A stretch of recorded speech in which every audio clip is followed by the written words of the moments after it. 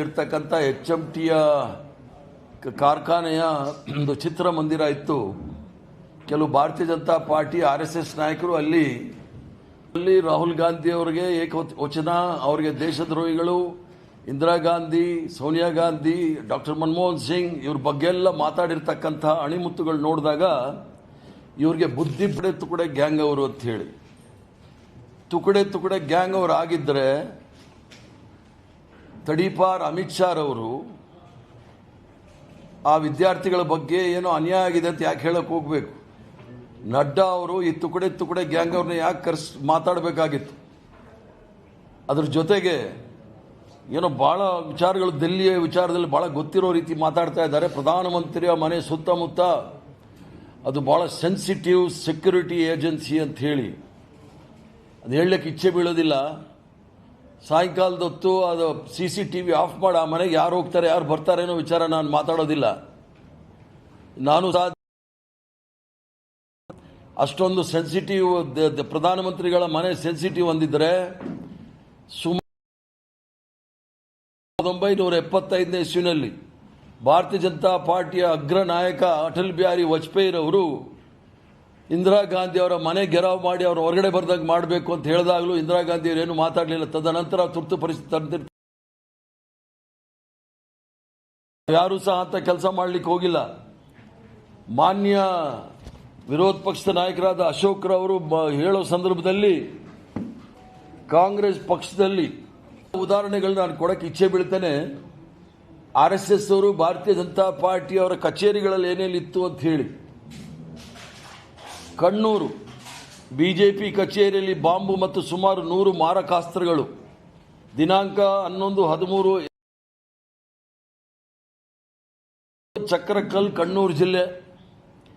BJP ಕಚೇರಿ ಸಮೀಪ BJP RSSನ 10 ಕಾರ್ಯಕರ್ತರಿಂದ Gunda police ಬಾಂಬ್ಗಳನ್ನು, ಕತ್ತಿಗಳನ್ನು, ಕೊಡಲಿಗಳು ಮತ್ತು ಕಬ್ಬಿಣದ ರಾಡ್ಗಳನ್ನು ವಶಪಡಿಸಿಕೊಂಡಿದ್ದಾರೆ.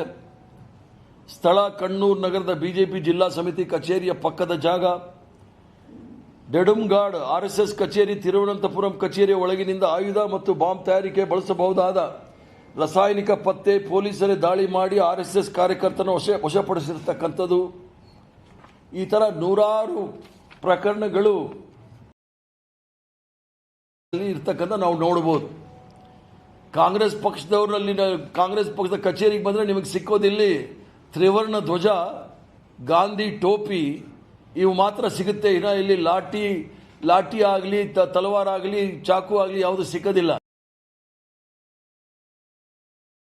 ಲಾಠಿ ಸಾರ್ವಜನಿಕವಾಗಿ ತಿರುಗಿಸೋದು ಯಾರು ಅಂತ ನಾನು ಈಗಾಗಲೇ ಹೇಳಿದ್ದೀನಿ.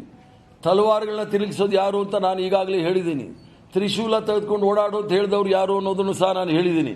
ಇಷ್ಟೆಲ್ಲ ಇದ್ರೂ ಸಹ ಇವರ ಕಚೇರಿನಲ್ಲಿ ಏನಿರುತ್ತೆ ಅದೇ ರೀತಿಯಲ್ಲಿ ಕಾಂಗ್ರೆಸ್ ಪಕ್ಷದ ಕಚೇರಿನೂ ಸಹ ಇರುತ್ತೆ ಅಂತ ತಿಳ್ಕೊಂಡಿರ್ತಕ್ಕಂಥದ್ದೇ ಇವರಿಗೆ ದೊಡ್ಡ ಭ್ರಮೆ ಆಗಿರೋದನ್ನು ಹೇಳಿಕ್ಕೆ ಇಚ್ಛೆ ಬೀಳ್ತೇನೆ.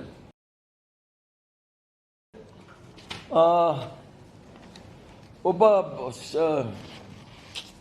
ನಾನು ಪೇಪರ್ ಕೊಟ್ಟಿದ್ದಲ್ಲ, ಪ್ರೆಸ್ ಕಟ್ಟಿಂಗ್ ಇತ್ತಲ್ಲ, ಅವಿನಾಶ್ ಕೇಳಿ. ಒಬ್ಬ ಕಾಂಗ್ರೆಸ್ ಒಬ್ಬ ಚುನಾವಣೆ BJP ಸಲ್ಲಿಸಿದ RSS ಪದಾಧಿಕಾರಿ, ನನ್ನ ಡ್ರಾಯರ್ ಇದೆ ನೋಡಿ ಮೇಲೆ 2-3 ಫೈಲ್, RSSನ ಪದಾಧಿಕಾರಿ ಯಶವಂತ್ ಸಿಂಧೆ ಅಂತೇಳಿ RSS ಕೋರ್ಟ್ಗೆ ಹೋಗಿ ಅಫಿಡವಿಟ್ ಸಲ್ಲಿಸಿದ್ದಾರೆ. ನಾವು BJPಯನ್ನು ಗೆಲ್ಲಿಸಲು ಬಾಂಬ್ ಸ್ಫೋಟ ಮಾಡಿದ್ವಿ ಅಂತ ಹೇಳಿ ದೇಶ ವಿರೋಧಿ ಚಟುವಟಿಕೆ ನಡೆಸಿ ಬಾಂಬ್ ಮಾತಾಡಲು ನೈತಿಕತೆ ಇದೆಯಾ ಅನ್ನೋದನ್ನ ನಾನು ಇವ್ರಿಗೆ ಪ್ರಶ್ನೆ ಮಾಡಕ್ಕೆ ಇಚ್ಛೆ ಬೀಳ್ತೇನೆ. ಮತ್ತು ಅದು ಸಹ ಹೇಳಿದ್ದಾರೆ, ರಾಜಕಾರಣಿಗಳ ಮೇಲೆ ಮೊಟ್ಟೆ ಎಸೆದು, ಚಪ್ಪಳಿ ಎಸೆದು ಸಂಸ್ಕೃತಿ ಶುರು ಮಾಡಿದ್ದು ಯಾರು ಅಂತ ಹೇಳಿ. ಇವೆಲ್ಲ ಶುರು ಮಾಡಿದ್ದೆ BJPಯವರು. ಸಿದ್ದರಾಮಯ್ಯನವರು ಮಡಿಕೇರಿಯಲ್ಲಿ ಪ್ರವಾಸ ಅವ್ರನ್ನ ಕೇಳಲಿಕ್ಕೆ ಇಚ್ಛೆ ಬೀಳ್ತಾನೆ. ನಮ್ಮ ನಾಡಿನ ಜನಪ್ರಿಯ ಮುಖ್ಯಮಂತ್ರಿಗಳಾಗಿದ್ದರು. ದಾವಣಗೆರೆಯಲ್ಲಿ ಪ್ರದೀಪ್ ಈಶ್ವರ್ ಮೇಲೆ ಚಪ್ಪಲಿ ಎಸೆದವ್ರು ಯಾರಂತೆ? ಚಪ್ಪಲಿ ಸೇವೆ ಮಾಡುತ್ತೇವೆ ಅಂತ ಧಮಕಿ ಹಾಕಿದ್ದು ಯಾರಂತೆ? ಇದು ನಾನು ಬರೆದಿರೋದಲ್ಲ, ಒಂದು ಪ್ರತಿಷ್ಠಿತ ಪತ್ರಿಕೆಯಲ್ಲಿ ಬಂದಿರತಕ್ಕಂಥದ್ದು. BJPಯ ಗೆಲುವಿಗೆ ದೇಶದಾದ್ಯಂತ ಬಾಂಬ್. ಈ ಸಂಸ್ಕೃತಿಯವರು ಅವ್ರಿಗೆಲ್ಲ ಬುದ್ಧಿ ಭ್ರಮಣೆ ಆಗಿರಬೇಕು. ಮತ್ತೆ ನಮ್ಮ ವಿರೋಧ ಪಕ್ಷದ ನಾಯಕರು ಯಾರು ನಮ್ಮಂತ ಹೇಳಿ ಅದ್ರ ಜೊತೆಗೆ ಹೇಳಿದ್ದಾರೆ, KPCC ಕಚೇರಿಯಲ್ಲಿ ಮೊಟ್ಟೆ ಇಟ್ಕೊಳ್ಳಲು ಕಾಂಗ್ರೆಸ್ ಕಚೇರಿಯನ್ನು ಕೋಳಿ ಫಾರಂ ಅಂತ ಪ್ರಶ್ನೆ ಮಾಡಿದ್ದಾರೆ. ನಾವ್ಯಾರು ಕಾಂಗ್ರೆಸ್ ಪಕ್ಷಕ್ಕೆ ಜಾಗ ತಗೊಂಡ್ರೆ ಕಾಂಗ್ರೆಸ್ ಪಕ್ಷದ ಕಚೇರಿ ಕಟ್ತೇವೆ, ಇಲ್ಲ ಕಾಂಗ್ರೆಸ್ ಪಕ್ಷ ಅವು ಜಾಗಗಳಿದ್ರೆ ಅದನ್ನ ಕಚೇರಿಗೆ ಮತ್ತು ಸಾರ್ವಜನಿಕ ಉಪಯೋಗಕ್ಕೆ ನಾವು ಉಪಯೋಗಿಸ್ತೀವಿ. ಇವ್ರ ತರ ವಿದ್ಯಾಸಂಸ್ಥೆಗೆ ಜಾಗ ತೆಗೆದುಕೊಂಡು ದಮ್ ಬಿರಿಯಾನಿ ಮಾಡೋ ಹೋಟ್ಲ್ ನಾವು ಓಪನ್ ಮಾಡಿಲ್ಲ. ದಮ್ ಬಿರಿಯಾನಿ ಓಪನ್ ಮಾಡೋರಿಗೆ ಇವ್ರಿಗೆ ಕೋಳಿ ಮೊಟ್ಟೆನೇ ಜ್ಞಾಪಕ ಬರೋದು, ಹೋಟ್ಲ್ ಓಪನ್ ಮಾಡೋರಿಗೆ ಕೋಳಿ ಬಿರಿಯಾನಿನೇ ತಾನೇ ಬರೋದು. ರಾಹುಲ್ ಗಾಂಧಿ ಅವರು ವಿದೇಶಕ್ಕೆ ಹೋದ ಮೇಲೆ ಪ್ಲಾನ್ ಮಾಡ್ಕೊಂಡು ಬಂದಿದ್ದಾರೆ, ಆದ್ರಿಂದ ಮಾಡ್ತಾ ಇದ್ದಾರೆ. ಇವರು ವಿದೇಶಕ್ಕೆ ಪ್ರಯಾಣ ಮಾಡೋದು ಏನಕ್ಕೆ, ನರೇಂದ್ರ ಮೋದಿ ಪ್ರಯಾಣ ಮಾಡೋದು ಏನಕ್ಕೆ ಅನ್ನೋದು ಅವ್ರು ಉತ್ತರ ಕೊಡಬೇಕಾಗಿದೆ. ಅದಲ್ಲದೆ ಎಫ್ಸ್ಟೀನ್ ಫೈಲ್ ಹೆಸರುಗಳು ಬಂದಿದೆ ಅಂತ ಹೇಳಿ ಅಲ್ಲಿ 94ನೇ ಇಸ್ವಿಯಿಂದ ಹೋಗ್ತಾ ಇದ್ದಾರೆ. ಎಲ್ಲೋಗಿತ್ತು, ಪಾಕಿಸ್ತಾನಕ್ಕೆ ಹೋಗಿತ್ತು 2 ಬಸ್ಸು. ಆ ಒಂದೇ ಒಂದು ಬಸ್ಸು ಬೇಕಾಗಿ ಕಾಂಗ್ರೆಸ್ ಆಫೀಸ್ ಮುಂದೆ ಆ ಡ್ರೈವರ್ಗೆ ಧಮಕಿ ಹಾಕಿ ಈ ಕಡೆ ಡ್ರೈವ್ ಮಾಡಿ ಅಂತ ಹೇಳಿ ಅಶೋಕ್ ಅವರು ಒಂದು ಜವಾಬ್ದಾರಿ ಸ್ಥಾನದಲ್ಲಿ ಇರ್ತಕ್ಕಂಥವ್ರು ಕಾಂಗ್ರೆಸ್ ಆಫೀಸ್ ಮುಂದೆ ನಿಂತ್ಕೊಂಡು ಒಳ್ಳೆ ವಿಲನ್ ತರ ಅವರು ನರೇಂದ್ರ ಮೋದಿ ಹೆಗಲು ತಟ್ಕೊಳ್ತಾ ಇರ್ತಾರೆ. ಆವಾಗ ಸಬ್ಕೆ ಬಾರಿ ಏನೋ ಮೋದಿ ಬಾರಿ ಅನ್ಕೊಂಡೇನೋ ಅವ್ರು ಆತರ ಇಲ್ಲಿ ತೋರ್ಸಕ್ ಬಂದ್ರೆ ಬಿಡ್ತಾರ? ಕಾಂಗ್ರೆಸ್ ಪಕ್ಷದ ಕಚೇರಿ ಇದೆನೋ ಜವಾಬ್ದಾರಿ ನಂದು. ಪ್ರತಿಯೊಬ್ಬ ಕಾಂಗ್ರೆಸ್ ಕಾರ್ಯಕರ್ತರ ಜವಾಬ್ದಾರಿ ಕಾಂಗ್ರೆಸ್ ಪಕ್ಷದ ಕಚೇರಿಯನ್ನು ಕಾಪಾಡ್ತಕ್ಕಂಥದ್ದು, ತ್ರಿವರ್ಣ ಧ್ವಜವನ್ನು ಕಾಪಾಡ್ತಕ್ಕಂಥದ್ದು ಇದ್ರದ್ದು ನಮ್ಮ ಜವಾಬ್ದಾರಿ.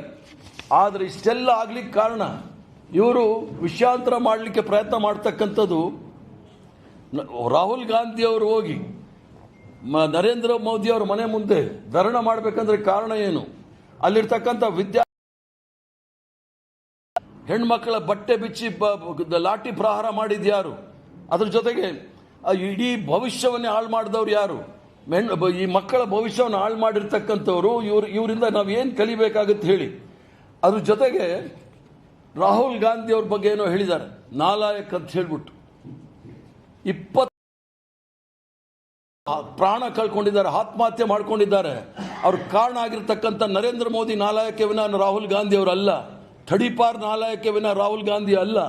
ಇವರಿಗೆ ಭಾಷೆ ಬಳಸುವಾಗ ನಮಗೇನು ಬರೋದಿಲ್ಲ ಅಂತ ಹೇಳೋದು ತಿಳ್ಕೊಳ್ಳೋದು ಬೇಡ. ಅಶೋಕ ಆಗಲಿ ಅಥವಾ ವಿಜೇಂದ್ರ ಆಗಲಿ ಅಥವಾ ನಮ್ಮ 152 ಬಾರಿ ಪ್ರಶ್ನೆ ಪತ್ರಿಕೆ ಲೀಕ್ ಆಗಿದೆ. ಇವರು 2014ರಿಂದ 26ವರೆಗೂ ನಾಲಾಯಕ್ ಸರ್ಕಾರ ಇರೋದ್ರಿಂದನೇ ಇವೆಲ್ಲ ಆಗ್ತಾ ಇರೋದು. ನಾಲಾಯಕ್ ಸರ್ಕಾರ ಮಂತ್ರಿಗಳಿರೋದ್ರಿಂದನೇ ಇವೆಲ್ಲ ಆಗ್ತಾ ಇರೋದು. ಮಕ್ಕಳ ಭವಿಷ್ಯವನ್ನ ಹಾಳು ಕೆಡಿರ್ತಕ್ಕಂಥವ್ರೆ ನಾಲಾಯಕರೇ ವಿನಃ ಮಕ್ಕಳ ಪರ ಚರ್ಚೆ ಮಾಡಕ್ ಬರಲಿ. ನಾವು ಹೇಳ್ತೀವಿ ವಿಷಯಾಂತರ ಮಾಡಲಿಕ್ಕೋಸ್ಕರ ಇವೆಲ್ಲವನ್ನು ಸಹ ತಲವಾರಿತ್ತು, ಮತ್ತೊಂದಿತ್ತು, ಮಗದೊಂದಿತ್ತು ಅಂತ ಹೇಳಿ. ಆದರೆ ದಾರಿ ತಪ್ಪಿದ ಮಗ ಅಂತ ಹೇಳಿಸ್ಕೊಂಡಿರ್ತಕ್ಕಂಥ ಹರೀಶು ದಾರಿ ತಪ್ಪಿಸ್ಕೊಂಡು ಕಾಂಗ್ರೆಸ್ ಆಫೀಸ್ ಕಡೆ ಯಾಕೆ ಬಂದರು? ಅಶೋಕನ ಕಾರಲ್ಲಿ ತಲವಾರು, ನಾಡ ಬಾಂಬು, ಪೆಟ್ರೋಲ್ ಬಾಂಬ್ ಎಲ್ಲ ಇತ್ತು. ಅದನ್ನ ಇವನ್ನೆಲ್ಲ ತನಿಖೆ ಮಾಡ್ಬೇಕು. ಇವ್ರಿಗೆ ಕಾಂಗ್ರೆಸ್ ಆಫೀಸ್ ಮುಂದೆ ಬಂದು ಕಾಂಗ್ರೆಸ್ ಪಕ್ಷದ ಮೇಲೆ ಪೆಟ್ರೋಲ್ ಬಾಂಬ್ ಹಾಕಕ್ಕೆ ನಾವೇನು ಬಿಟ್ಬಿಡ್ತೀವೇನೋ? ನಾವು ಬ್ರಿಟಿಷರ ವಿರುದ್ಧ ಹೋರಾಟ ಮಾಡಿರೋರು, ಬ್ರಿಟಿಷರ ಬೂಟ್ ನೆಕ್ದವ್ರು ಅಲ್ಲ ನಾವು. ಆದ್ರಿಂದ ಇವರು ನಮ್ಮ ಕಾಂಗ್ರೆಸ್ ಪಕ್ಷದ ಕಾರ್ಯಕರ್ತರ ಬಗ್ಗೆ ಆಗಲಿ, ಕಾಂಗ್ರೆಸ್ ಪಕ್ಷದ ಕಚೇರಿ ಮೇಲೆ ಹಲ್ಲೆ ಮಾಡೋದೇನಾದ್ರೂ ಪ್ರಯತ್ನ ಮಾಡಿದ್ರೆ ಅದಕ್ಕೆ ಕಾನೂನಿನ ಚೌಕಟ್ಟು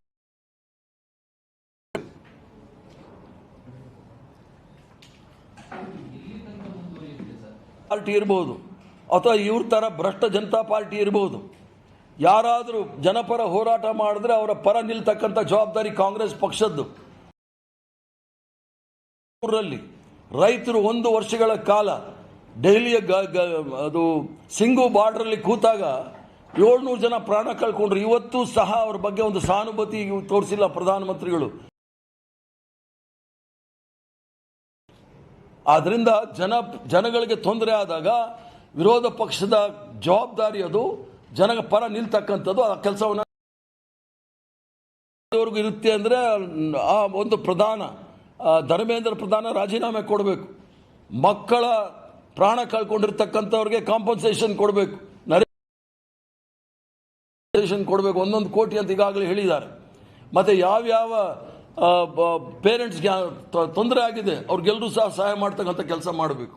ಲೇಟೆಸ್ಟ್ ಹಾಗೂ ಇಂಟ್ರೆಸ್ಟಿಂಗ್ ಸುದ್ದಿಗಳಿಗಾಗಿ ಬಾಸ್ ಟಿವಿ ಕನ್ನಡ ಚಾನೆಲ್ನ ಸಬ್ಸ್ಕ್ರೈಬ್ ಮಾಡಿ. ಹಾಗೆಯೇ ಬೆಲ್ ಐಕಾನ್ ಪ್ರೆಸ್ ಮಾಡಿ. ಇದರ ಜೊತೆಗೆ ಫೇಸ್ಬುಕ್, ಇನ್ಸ್ಟಾಗ್ರಾಮ್, ಎಕ್ಸ್ನಲ್ಲೂ ಮಿಸ್ ಮಾಡದೆ ಫಾಲೋ ಮಾಡಿ.